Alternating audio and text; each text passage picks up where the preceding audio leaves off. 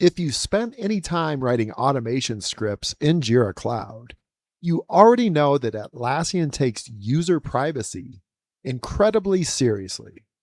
Because of that, pulling a user's email address in a script used to be a serious challenge.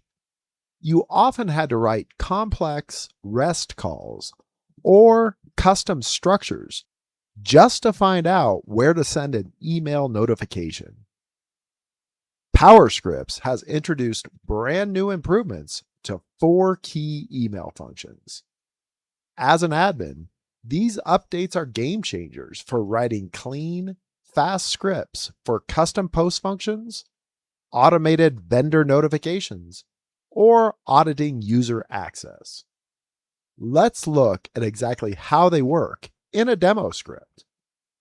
On line 6, we have user email address. Traditionally, if you passed an Atlassian account ID, you received a massive user object back and had to parse it. Now, this function acts as a significant shortcut.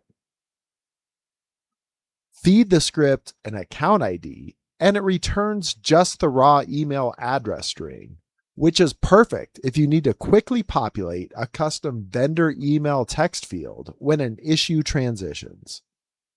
Moving to line 9, look at Get User. You'll notice a new second parameter here set to true. This is the new force include email Boolean flag. By default, privacy blocks might strip email data from a user object.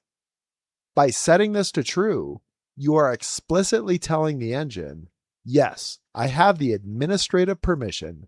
Bring the email payload with the object.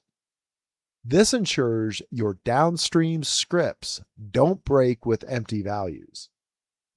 On line 12, we see Get User by Email. Previously, you could use an email to find a user, but the resulting object didn't include the email string itself in the return payload. Now it does, which completely eliminates double lookup logic. And finally, on line 15, Get User by Full Name also receives the force include email Boolean parameter. If your script is reading a human readable name from a third-party HR system, you can pull the full Jira profile and force include the email address in one single line of code. When we execute the script, you see how cleanly Jira outputs the data in the console. Why does this matter to you as a Jira admin?